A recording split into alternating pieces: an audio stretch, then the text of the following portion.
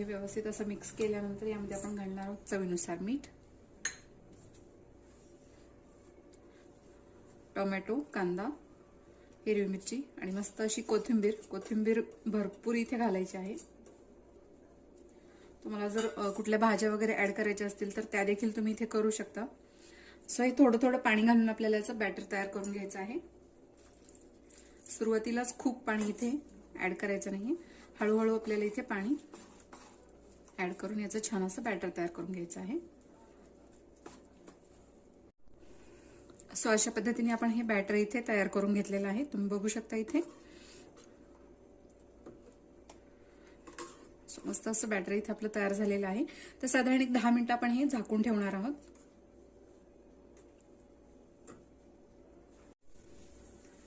तर साधारण 10 मिनिटं झालेली आहेत, तुम्ही बघू शकता इथे